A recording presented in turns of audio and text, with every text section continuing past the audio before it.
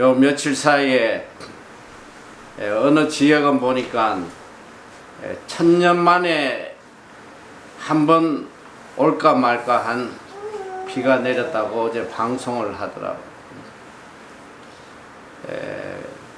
여러 지역에 곳곳에서 많은 피해도 있고 또 안타깝게 돌아가시는 분들도 참 많이 생겨나고 있는데, 지금 제일 안타까운 거는 충청도에 보니까 그 오송 지하차도라는 곳에 퇴근길에 이 차들이 들어가고 있는데 갑자기 옆에 뚝이 터져가지고 그 지하차도가 완전히 물에 잠겨서 차가 지금 뭐 15대인지 18대인지 정확히 파악도 지금 하지는 못하고 있는데, 좀 전에 보니까 일부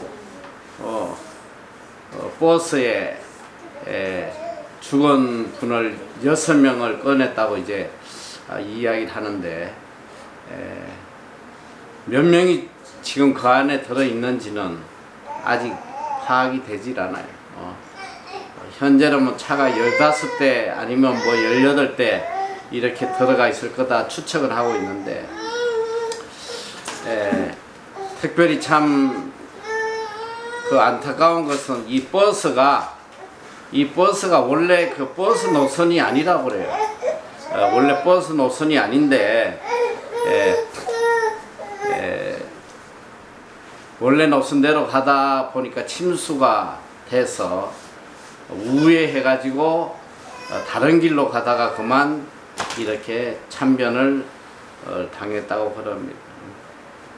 저는 요 최근에 일어나는 일련의 이런 자연재해들을 보면서 참 인간이라는 존재가 도대체 무엇인가, 내 힘으로 할 수 있는 게 아무것도 없는 게 인간이에요. 참 이거 하나만 깨달아도 인생이 참 하나님 앞에 겸손하고 하나님을 두려워하면서 살아갈 텐데, 지 인생을 지가 개척하겠다고 하나님을 무시하고 발부둥 치는 이런 인간들의 모습을 보면 참 안타까워요. 이 조그만 자연재해 앞에서도 인간은 아무것도 할 수 없는 거예요. 성경에 보면 인간이 자기의 길을 계획할지라도 발걸음을 인도하시는 분은 여호와 하나님이시라. 아무리 뭐 계획을 해도 하나님이 발걸음을 인도하시는데 그 계획이 무슨 의미가 있겠어? 오늘 우리는 좀 지혜로워야 돼요. 이 성경이 참 지혜를 우리에게 계속 들려주고 있는데 이걸 깨닫지 못해. 성경이 들려주는 지혜라는 건 뭐냐면 인간이 아무것도 아니라는 거예요. 하나님 없이는 살 수 없는 존재가 인간이라는 거예요. 어떻게 내 인생을 내가 살아보겠다고 발부둥 치냐 말이지. 이것만큼 어리석은 인생이 어디 있겠어.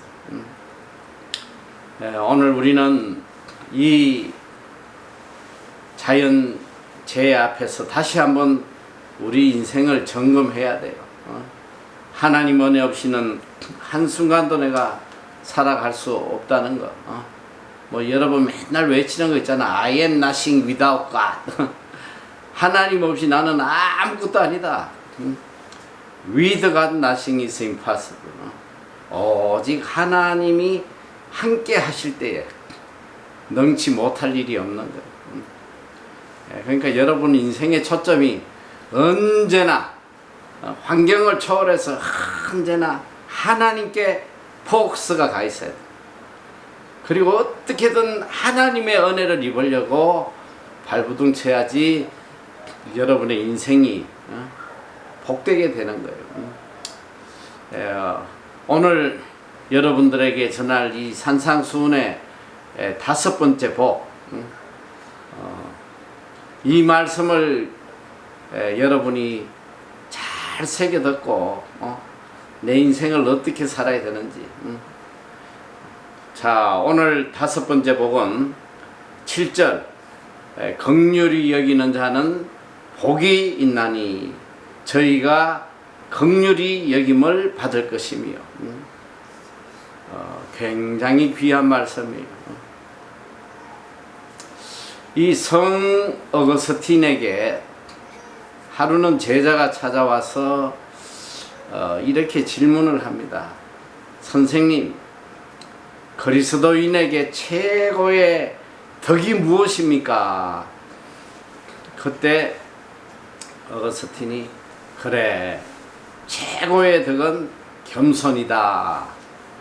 그럼 두 번째 덕목은 무엇입니까? 둘째도 겸손이다. 셋째는 무엇입니까? 셋째도 겸손이다. 그러면 겸손에 반대되는 거 뭡니까? 했더니 교만이다. 이 제자가 또 물어요.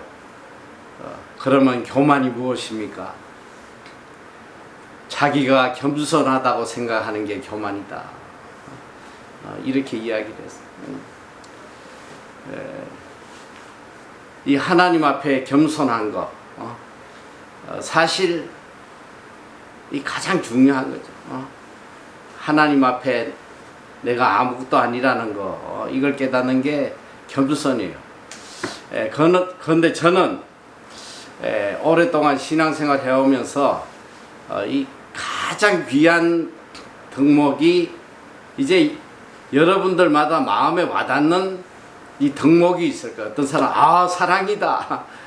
뭐 기독교의 본질은 사랑이니까 제일 귀한 덕목이 사랑이다. 또 겸손이다. 또 이렇게 하지만 저는 저에게 다가오는 가장 귀한 덕목은 긍휼이에요. 긍휼. 근데 사실 사랑이나 겸손이나 긍휼이나 뭐 따지고 보면 다 이 공통된 덕을 갖고 있습니다만은, 특별히 저 개인적으로는 어릴 때부터 계속 저에게 가장 귀하게 와닿았던 이 덕목이 바로 긍휼입니다. 긍휼. 여러분, 예수님의 품성을 한 가지로 설명한다면 뭐라고 설명할 수 있겠어요? 예수님 하면 제일 먼저 떠오르는 것이 우리가 사랑이다. 우리를 위해 죽기까지 사랑하신 예수님의 사랑. 그런데 저는 이 예수님의 성품을 긍휼이라고 생각을 해요. 왜 그러냐면 제가 이 긍휼에 대해서 어느 사전을 한번 이렇게 보면서 굉장히 감동을 받았어요. 이 긍휼이라는 뜻이 뭘까 사전에 봤더니 이렇게 적어놨어요. 긍휼, 사랑보다 더 큰 무엇이다. 사랑보다 더 큰 무엇이 긍휼이다. 저는 그 말이 굉장히 가슴에 와닿아요. 누가 그렇게 표현을 했는지 모르지만 저는 전적으로 동감을 합니다. 이게 참 무엇이 우선인지 참 구분하기가 어렵지만 어떻게 보면 이 사랑도 긍휼한 마음에서 나오는 것이 아닐까, 뭐 저는 그런 생각이 들어요. 예수님이 우리를 위해서 십자가에 죽어주신 그 마음이 어떤 마음이냐면 우리를 불쌍히 여기는 마음이에요. 응? 우리를 불쌍히, 죄로 인해서 영원히 멸망받고 죽을 수밖에 없는 오늘 우리들의 모습이 너무 불쌍해서 친히 육신의 몸으로 이 땅에 오셔서 죽어주신 거잖아요. 그리고 이제 예수님이 이 땅에 오셔가지고 무사람들에게 아픈 자들을 보시고도 저들을 불쌍히 여기사 창녀 세리도 보고 불쌍히 여기사. 예수님의 마음은 불쌍히 여기는 마음. 이게 바로 긍휼의 마음이거든. 긍휼의 마음 뭐냐? 불쌍히 여기는 거. 불쌍히 여기는 거. 그래서 이 영어로 이 긍휼은 재빈이 좀 깨워. 재빈이 뒤에 가서 서지 그냥. 자, 예, 쳐다보지 말고 일로 잘 봐, 다들. 자, 모처럼 다들 웃는 걸 보내 내가. 자, 까먹었네. 자, 이 긍휼은 영어로 compassion이에요. compassion. 이 compassion은 두 단어의 합성어예요. com 플러스 passion, passion. 이 com은 접두어로서 with라는 뜻이야. with. 패션은 뭐냐면 옷 잘 입고 하는 그런 패션이 아니고 그거는 F로 시작하는 거고. 자, 이 여기서 말하는 패션은 뭐냐면 여러분이 예전에 아주 유명한 영화를 봤을 거예요. The Passion of Christ. 여기서 말하는 패션은 바로 고난이에요. 고난. 고난, 아픔, 순환. 그래서 이 긍휼이라는 compassion이라는 단어는 바로 형제의 아픔을 함께 한다는 거예요. 형제의 아픔을 함께 한다. 형제와 나를 동일시하는 거예요. 형제의 아픔이 곧 내 아픔이다.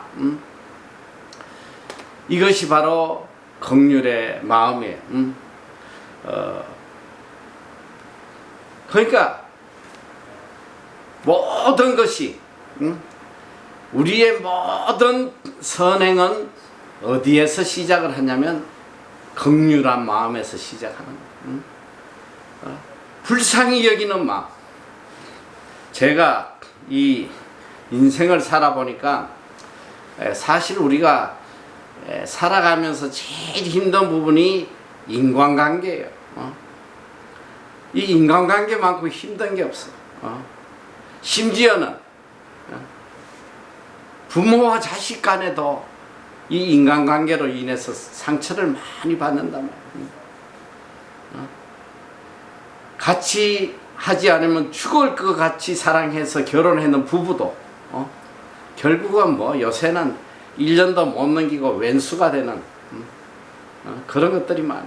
그리고 젊음을 다 불살라 가지고 죽도록 고생해서 대기업에 들어가 가지고 그 인간관계 때문에 견디지 못하고 1년 안에 회사를 그만두는 젊은이도 엄청 많더라고 보니까. 이 인간관계 참 힘들어요. 그런데 제가 평생을 살아오면서 이 인간관계를 해결할 수 있는 유일한 게 뭐냐면 바로 긍휼한 마음. 누구든지 불쌍히만 여기면 다 해결되더라니까. 불쌍히 여기면 다 해결돼. 아무리 미운 인간도 불쌍히 여기니까 다 해결돼요. 불쌍히 한번 여겨봐. 해결 안 될 일이 어딨나. 이 남편하고 그냥 맨날 싸움 박질하고 남편 보기만 하면 그냥 미워 죽으려고 그러고 하는데 그 남편을 불쌍히 한번 딱 바라보면 아이고 이 인간이 우리 먹여 살리려고 이렇게 밤늦도록 고생하고 오는구나. 아이고 불쌍해라. 불쌍한 마음 가지면 그냥 다 해결되는 거야. 이 긍휼의 마음이라는 거는 정말 놀라운 능력이 있는 거예요. 미움을 사랑으로 바꿔줘 버려. 한순간에 이 미워하는 마음이 사랑의 마음으로 바뀌어지더라. 이게 긍휼의 마음이에요. 오늘 예수님이 우리를 불쌍히 여기심으로 인해서 그 불쌍한 마음이 동기가 돼서 죽기까지 우리를 사랑하신 것처럼 오늘 우리 삶의 모든 선행도 보면 제가 이제 끝없이 여러분에게 강조하는 것이 하나님이 우리를 이 땅에 보내주신 궁극적인 목적이 이웃을 향한 선행을 하다 오라는 것이다. 이 선행, 이 선행의 발로도 선행이 어디서부터 나오냐면 불쌍히 여기는 마음에서 나오더라 이 소리. 불쌍하니까 선을 행하게 되는 거예요. 오늘 우리가 뭐 수원에서 또 영등포에서 한 7, 800명 되는 이 노숙자 독거노인분들을 나름대로 돌보고 있지만 그분들을 볼 때마다 매번 오는 마음이 그 마음이야. 불쌍한 마음. 볼 때마다 너무 불쌍해. 그 모습이 불쌍하고 그 영혼이 불쌍하고 또 그분들이 일평생 살아오면서 받았을 상처를 생각하면 또 너무 불쌍하고 그러니까 불쌍하니까 이 마음이 있으니까 하나라도 더 주고 싶고 조금이라도 더 가까이 하고 싶고 오늘 우리 마음에 신앙인의 마음에 가장 바탕이 돼야 되는 이 마음이 바로 긍휼의 마음이라는 거예요. 긍휼의 마음. 그래서 오늘 우리가 이 신앙생활하고 이 인간관계를 온전하게 해 나가는, 그러니까 결국 하나님 사랑과 이웃 사랑을 실천하고 살아가는 데 있어서 가장 중요한 마음이 바로 이 긍휼의 마음이다. 그래서 제가 이제 종종 이렇게 결혼식 주례를 하게 되면 제가 항상 빼놓지 않고 들려주는 말씀이 에베소 4장 32절이에요. 에베소 4장 32절에 보면 자, 서로 인자하게 하며 불쌍히 여기며 서로 용서하기를 하나님이 그리스도 안에서 너희를 용서하신과 같이 하라. 서로 인자하게 여기며 불쌍히 여기며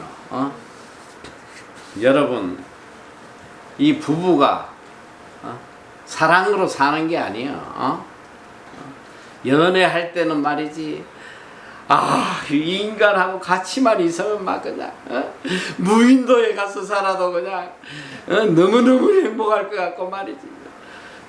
저 푸른 초장 위에 아름다운 집을 짓고 둘이만 살면 그냥 평생 행복할 것 같지. 야, 무인도에서 이틀만 살아봐. 사랑이고 나발이고 싸움 박질하고 난리 나요. 여러분 인간이 사랑이 그런 거예요. 뭐 죽을 만큼 사랑하고 뭐 아주 쭉쭉 빨고 그냥 요새나 한국에 오니까 아주 그냥 황당한 일을 많이 보내. 나는 영화에서만 나오는 줄 알았는데 이 젊은 것들이 내 앞에서도 막 둘이 뽀뽀를 하고 말이지. 육교를 올라가면서도 붙잡고 뽀뽀하면서 올라가고 그러다 자빠지면 어떡하려고. 아니 그냥 식당에 가면 그냥 온전한 팔 가지고 혼자 퍼먹으면 되지. 그냥 입에 집어넣어 주고 말이지. 내가 이제 그런 모습을 볼 때마다 속으로 생각해. 아이고 며칠 못 가겠구나. 저런 사랑이 며칠 가겠어. 이 우리 자매들 특별히 조심해야 돼. 그런 오버 액션 하는 애들이 거의 사기꾼이 많아. 그런 애들은 얼마 안 가면 다 단물 선물 빼먹고 도망갈 놈들이 많아요. 특별히 막 그냥 무릎 꿇고 꽃다발 주고 이런 인간들은 나중에 꽃다발 갖고 때릴 인간이야 그게. 그러니까 조심하란 말이야. 자, 어쨌든 그래서 이 부부 관계도 정말 이 일평생 행복한 가정을 이루려면 긍휼의 마음이 있어야 돼. 긍휼의 마음. 서로를 불쌍히 여기는 이 마음이 없으면 그 관계가 오래 가지 못해. 오늘 우리는 하나님으로부터 말로 할 수 없는 긍휼함을 입은 자들이야. 하나님의 긍휼 때문에, 예수 그리스도의 긍휼함 때문에 오늘 우리가 존재한다는 거야. 성경은 우리에게 이렇게 요구를 합니다. 너희가 긍휼함을 입은 자로서 긍휼함을 베푸는 자로 살으라는 거예요. 긍휼을 베푸는 자로 살으라. 이것이 복이다. 긍휼을 베풀고 사는 이것이 복이라는 거예요. 그런데 이 엄청난 진리를 인간이 깨닫지 못하는 거예요. 자, 성경은 이제 야, 너희들 긍휼함 이것이 복이다. 왜 이게 복인지 아냐? 너희가 긍휼함을 받으면 긍휼함을 받을 것이라는 거야. 긍휼함을, 하나님의 긍휼함을 받을 것이다. 여러분, 이 세상에 제일 복된 사람이 누군지 알아요? 하나님으로부터 불쌍히 여김을 받는 자야. 하나님으로부터 불쌍히 여김을 받으면 이 인생은 끝난 거야. 신경 쓸 게 하나도 없어. 하나님이 아이고 불쌍하구나. 하나님이 나를 불쌍히 여겨 주시는데 더 이상 뭘 바라겠어? 불쌍히 여긴다는 게 뭐예요? 불쌍한 그 면을 다 없애주는 거야. 더 이상 불쌍하지 않게 만들어 주시는 거란 말이지. 이거보다 더 큰 복이 어디 있어? 자, 그래서 우리는 긍휼을 베푸는 거, 이 긍휼을 베푸는 거. 자, 그런데 제가 살아보니까 정말 이 긍휼에 인색해. 아주 인색해요. 나는 이렇게 긍휼함에 인색한 인간들을 못 봤어.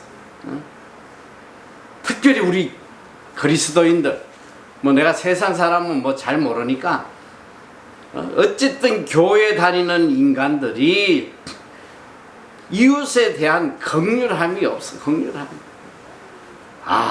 정말 참 기가 찬 노릇이야. 아무리 주위에 불쌍한 사람이 있어도, 아무리 나에게 도움을 요청해도 눈길 하나 안 주는, 어떻게 그렇게 긍휼 없음에 그렇게 담대할 수가 있어? 이건 정말 너무 충격이야. 정말 담대해. 자, 제가 이제 특별히 요번에 한국의 교회마다 거의 한 8개월을 내가 전국 집회를 다니면서 요번 집회의 주제가 뭐냐면 선행인데, 선행 중에서도 구제야, 구제. 이 왜냐면 선행의 첫 발자국이 내가 구제라고 그랬거든. 이웃에게 대해서 구제하지 않는 자들은 이웃에 대한 사랑을 할 수가 없는 거야. 한 발자국도 못 나. 그렇기 때문에 이 구제에 대해서 정말 강조하는데, 이 구제가 뭐냐면 바로 긍휼한 마음이에요. 긍휼한 마음의 이 열매가 구제란 말이에요. 자, 그런데 정말 이웃에 대한 긍휼함,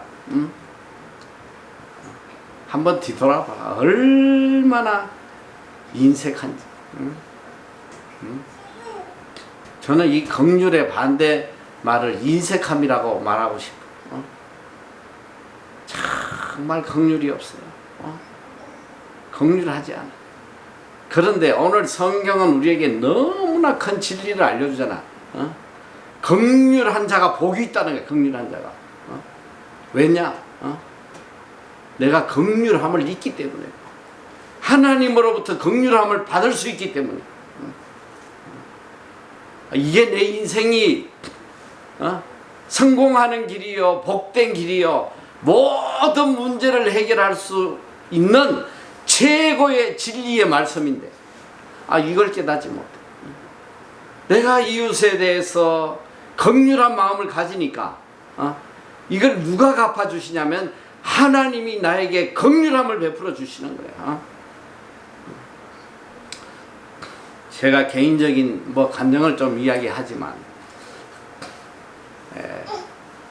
제가 39살에 집 하나 달랑 팔아가지고 뉴질랜드에 유학을 왔는데,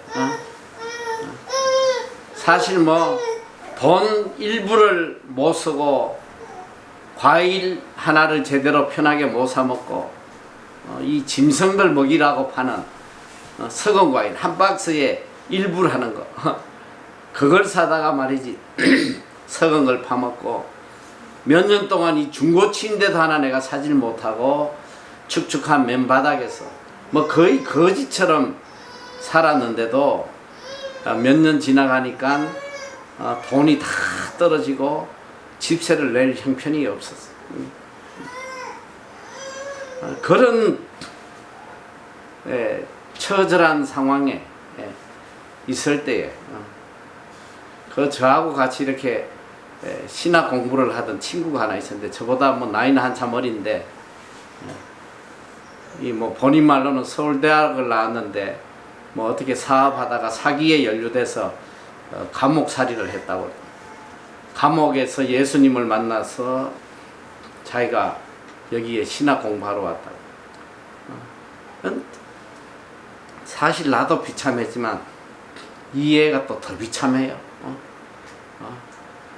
참, 그런데 이 친구가 어떻게 거기서 여자를 하나 만나가지고 결혼을 한다고. 그래서 제가, 야, 내가 뭘 좀 도와주면 좋겠나. 그렇게 이야기를 했더니 그냥 괜찮습니다 이럴 줄 알았지 나는. 아유, 괜찮습니다. 그러면 내가 이제 축의금이라도 조금 줘야겠다 이런 생각을 했는데, 이 친구가 대뜸 한다는 소리가, 아유, 예물이 없는데 결혼 반지 좀 해주세요. 아니, 내가 일불이 없어가지고 일불을 못 쓰고 1불짜리 커피 한 잔을 내가 못 사 먹고 이러는데 결혼 반지를 해달라는 거예요. 참 너무너무 어려울 텐데, 데리고 이제 가서 예물 반지를 알아봤더니 그래서 잘 기억은 안 나. 어쨌든 18K인지 뭔지 어쨌든 둘이 이렇게 증명을 하기 위해, 기념을 하기 위해서 데려가서 이제 봤더니 500불이더라. 500불. 그러니까 지금은 여러분이 어떻게 생각할지 몰라. 500불. 지금도 굉장히 큰 돈이지, 여러분들한테는. 그러니까 그게 벌써 30년 전 이야기니까 이게 굉장히 큰 돈이에요. 나에게는 어마어마하게 큰 돈인데, 그래도 그래도 결혼인데 내가 해줘야겠다 해서 이제 다 끌고서 이제 500불짜리 결혼 반지를 해준 적이 있습니다. 제가 이제 한 가지 이런 이야기를 예를 드는데, 사실은 제 삶을 이렇게 뒤돌아보면 참 하나님 앞에 내가 감사한 것이, 이 특별한 긍휼의 마음을 저에게 주셔서 지금까지 특별히 긍휼한 마음을 주셔가지고 항상 나보다 어려운 사람들을 생각하게 되는 이제 그런 사건들이 계속 이제 삶 속에서 이어지다. 여러분 한번 보란 말이에요. 내가 집세를 낼 수 없었던 그런 처절한 형편에 살았으나 지금 하나님 우리에게 베풀어 주신 게 얼마나 지금 뉴질랜드에서 그동안 빌딩을 3개나 주셨고 쇼핑몰을 주시고 캠프장을 주시고 수십 채의 집을 주시고 땅을 주시고 뭐 내가 이걸 자랑하려는 이야기가 아니. 어려운 중에서도 긍휼한 마음을 가지고 더 어려운 자를 생각하고 살다 보니까 오늘 이 성경의 말씀 그대로 하나님이 긍휼을 베풀어 주시는 거예요. 긍휼히 여기는 자는 복이 있나니 저희가 긍휼히 여김을 받을 것이요. 어려운 자들에게 진짜 별것 아닌 긍휼을 이렇게 베풀었더니 하나님이 나에게 긍휼을 베풀어 주신대. 여러분, 하나님이 나에게 베풀어 주는 긍휼이라는 것은 인간이 베풀 수 있는 긍휼과 차원이 다른 거예요. 상상을 할 수 없는, 하나님이 나를 긍휼히 여기실 때 하나님이 베풀어 주실 은혜라는 것은 지금 여러분들이 현장을 보고 있잖아. 여러분 눈으로 보고 있단 말이야. 하나님께서 이렇게 긍휼을 베풀어 주신 여러분이 이 신령한 복, 세상이 줄 수 없는 이 신령한 복을 여러분 누리려면 이 참된 복, 신령하고 영원한 복, 성경이 가르쳐 주시는 이 복을 얻기 위해 살아보란 말이야. 긍휼히 여길 때 하나님이 긍휼을 베풀어 주시고 하나님이 베풀어 주신 긍휼의 은혜를 가지고 정말 더 많은 긍휼을 베풀 수 있도록 은혜를 베풀어 주신 거예요. 우리가 지금, 제가 지금 한국에 나와서 물론 뭐 지금 몇 년 전부터 계속 노숙자 독거노인들 뭐 필요한 것들 공급을 했지만 원래 1월부터 이제 본격적으로 이분들을 위한 예배를 만들고 이분들을 직접 챙기고 하는데 사실은 뭐 우리가 지금 800명 가까이를 챙기니까 토요일 날 하고 또 수원역에 가고 또 목요일은 영등포 가고 거의 매주 이 선물 꾸러미를 800개를 만들어요. 800개. 자, 여러분 한번 생각해봐요. 단순히 계산하면 그 안에 10,000원어치만 넣어서 줘도 사실은 받는 사람은 10,000원짜리가 아무것도 아니야. 그래서 사실은 주면서도 늘 마음이 좀 안타까워. 뭐 이거 줘가지고 이분들에게 무슨 큰 도움이 되겠나 이런 안타까움이 있는데 그래도 이거 받으려고 요즘 제가 특별히 감동받는 게 뭐냐면 이 장마철이잖아요. 비가 억수같이 지금 쏟아지는데 제가 이제 목요일 날 특별히 뭐 수원도 여기서 멀지만 서울에서 가려면 우리 집에서 내가 개포동에 지금 있는데 영등포를 가려면 2시간을 가야 돼. 2시간. 그 왜 뭐 바로 갈 수가 없고 내가 분당에 가서 우리 아들을 태우고 같이 가다 보니까 항상 2시간이 걸려.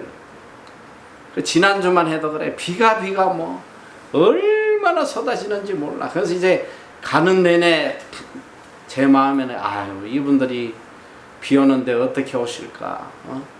참 안타까움. 그래 또 몇 분이 나오실까. 그래도 이거 하나 받으려고 늘 오시던 분들인데 못 받으면 어떡하나 이런 좀 안타까움을 갖고 가는데 갈 때마다 충격이에요. 비가 오든 안 오든 그 쏟아지는 비 속에서 항상 인하는 같아. 이분들이 영등포에만 사는 분이 아니란 말이지. 인천에도 오시고 뭐 일산에도 오시고 이 80 넘은 분들이 그걸 하나 받겠다고 그 비가 쏟아지는데도 오는데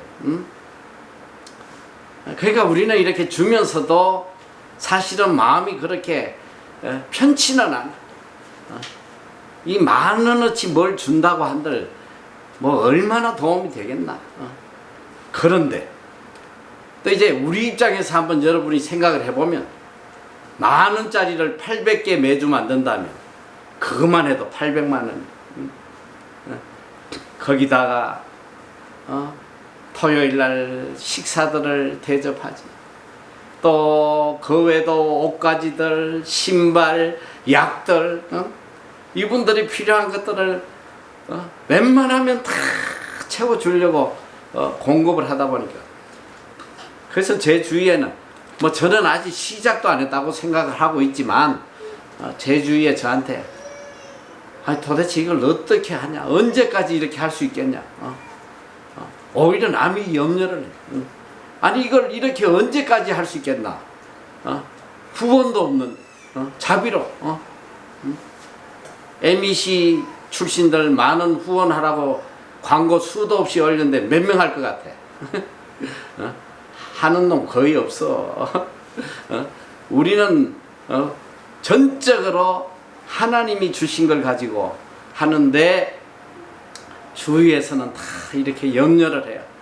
아이고 이렇게 해서 언제까지 할 수 있을거나. 그래서 제가 이제 그분들한테는 하는 소리가 아직 시작도 안 했는데 왜 난리요. 아직 시작도 안 했어. 우리는 1,000명이다. 뭐 보내주시는 대로 우리는 이분들을 돌볼 거란 말이에요. 왜? 바로 오늘 이 말씀, 예수님의 이 엄청난 복의 약속의 말씀이 있는 거예요. 긍휼히 여기는 자는 복이 있나니 저희가 긍휼히 여김을 받을 것이며, 내가 긍휼히 여기고 살아가면 하나님이 나를 긍휼히 여기셔가지고 갚아주신다는, 마음껏 긍휼을 베풀 수 있도록 은혜를 베풀어 주는 거예요. 여러분 이게 복이란 말이에요. 이게 복. 이게 참된 복이에요. 오늘 주님은 우리에게 이런 참된 복을 주시길 원해요. 이 땅에서도 세상이 줄 수 없는 그런 복을 마음껏 누리고 선을 행하며 살기를 바라시는 거예요. 이게 바로 천국의 복이에요. 오늘 우리는 이 복을 누리는 자로 살아야 돼요. 자, 시간이 없어서 빨리 좀 할 텐데, 자, 우리가 이제 긍휼을 베푸는 자로 살면 그게 뭐냐면 내가 하나님으로부터 긍휼을 입는 자로 산다는 뜻이. 그러니까 이거보다 더 큰 복이 어디냐 말이야. 항상 내가 하나님으로부터 긍휼을 입고 산다면 이거보다 더 큰 복이 없어. 자, 그런데 야고보서 2장 13절에 보면 긍휼을 행하지 않는 자의 결말을 이야기하고 있어요. 자, 13절, 긍휼을 행하지 아니하는 자에게는 긍휼 없는 심판이 있으리라. 긍휼은 심판을 이기고 자랑하느니라. 자, 긍휼을 행하지 아니하는 자에게는 긍휼 없는 하나님의 심판이 있다는 거예요. 이거 정말 무서운 말씀 아니에요? 긍휼을 행하지 아니하면 하나님도 우리에게 긍휼을 행하지 않겠다. 네가 저지른 대로 심판하겠다는 거예요. 여러분 이 하나님 앞에, 하나님의 심판 앞에 살아남을 자가 누가 있겠어? 너 긍휼 안 했지? 그래! 너도 너의 행위에 대해서 죄값을 치러봐. 하나님이 심판하신다면 살아남을 인간이 누가 있겠어? 자, 그래서 예수님이 바로 긍휼 없는 인간의 결말에 대해서 마태복음 18장 23절 이하에 한 예를 들어서 우리에게 말씀하고 계세요. 자, 제가 빨리 읽어볼 테니까 한번 보시라면. 자, 이러므로 천국은 그 종들과 회개하려 하던 어떤 임금과 같으니 회개할 때에 1만 달란트 빚진 자 하나를 데려오매 갚을 것이 없는지라. 주인이 명하여 그 몸과 처와 자식들과 모든 소유를 다 팔아 갖게 하라 한대. 그 종이 엎드려 절하며 가로되 내게 참으소서 다 갚으리라 하거늘 그 종의 주인이 불쌍히 여겨 놓아 보내며 그 빚을 탕감하여 주었더니 그 종이 나가서 제게 100데나리온 빚진 동관 하나를 만나 붙들어 목을 잡고 가로되 빚을 갚으라 하매 그 동관이 엎드려 간구하여 가로되 나를 참아 주소서 갚으리이다 하되 허락하지 아니하고 이에 가서 저가 빚을 갚도록 옥에 가두고는 그 동관들이 그것을 보고 심히 민망하여 주인에게 가서 그 일을 다 고하니 이에 주인이 저를 불러다가 말하되 악한 종아 내가 빌기에 내가 내 빚을 전부 탕감하여 주었거늘 내가 너를 불쌍히 여긴과 같이 너도 내 동관을 불쌍히 여김이 마땅치 않았냐 하고 주인이 노하여 그 빚을 다 갚도록 저를 옥졸들에게 붙이니라. 너희가 각각 중심으로 형제 용서하지 아니하면 내 천부께서도 너희에게 이와 같이 하시리라. 자, 이 긍휼 없는 자의 결론을 이야기하는 거죠. 자, 오늘 여기 빚진 자가 1만 달란트 빚진 자가 이제 빚 때문에 처자식을 다 팔게 됐을 때 애원할 때에 주인이 불쌍히 여겼어. 불쌍히 여겨서 빚을 탕감해줘. 자, 여기서 오늘 이 1만 달란트라는 것이 오늘 현재의 가치로 따지면 잘 들으란 말이에요. 자, 1만 달란트. 1달란트가 몇 데나리온이냐면 오늘 여기 지금 달란트하고 100데나리온의 이야기 나와. 달란트와 데나리온의 차이가 뭐냐면 1달란트는 6,000데나리온이에요. 6,000데나리온이야.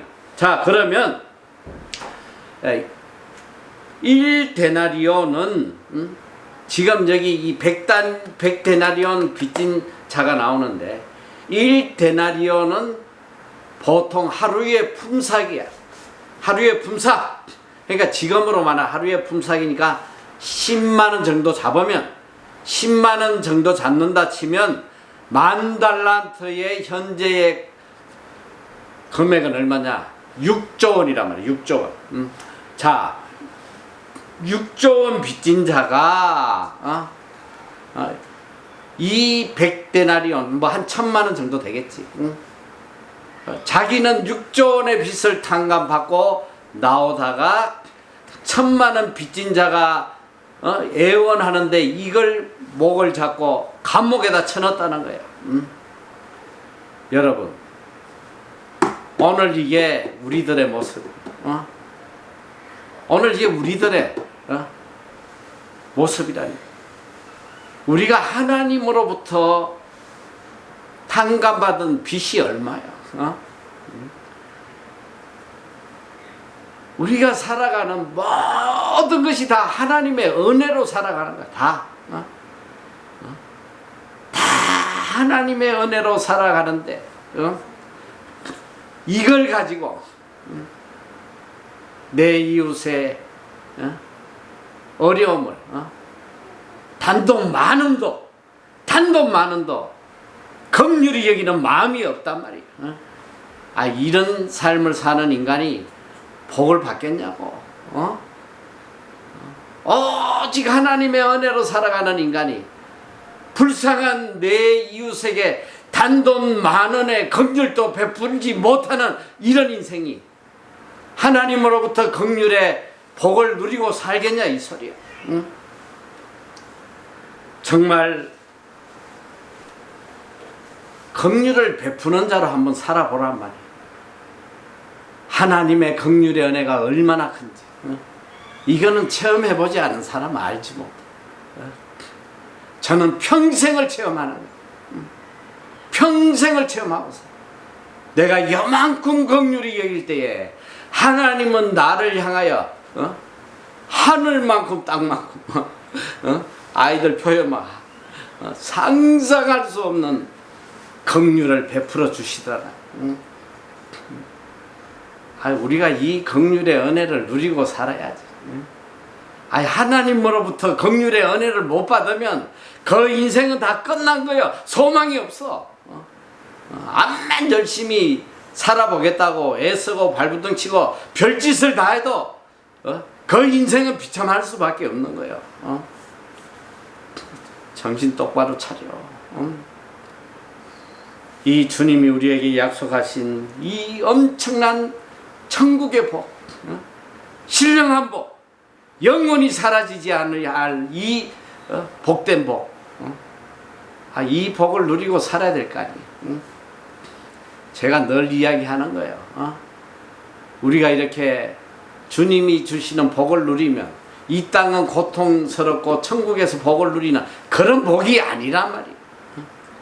이 복은 이 땅에서도 천국을 누리는 복을 가지게 되는 거예요. 지혜로운 자가 돼야 돼. 오늘 우리 주위에 일어나는 이 엄청난 사건들, 내 힘으로 내 능력으로 한순간도 살아갈 수 없는 이런 상황 속에 살아가면서 내 인생을 내가 지켜보겠다고 허우적거리는 이거보다 더 불쌍한 인생이 없어. 전적으로 내 인생을 하나님께 송두리째 맡기고, 하나님이 복이라고 그러면 할렐루야 하고 아멘 하고 그 복을 쫓아가면 될 거 아니야. 그렇게 살 때에 이 땅이 천국이 되는 거예요. 오늘 우리 사랑하는 우리 MEC, AIC 가족들은 오늘 예수님이 우리에게 약속하신 이 긍휼의 복 정말 마음 깊이 새기고 이 긍휼의 복을 누리고 살도록 늘 마음을 다해서 살아가시기를 축원합니다.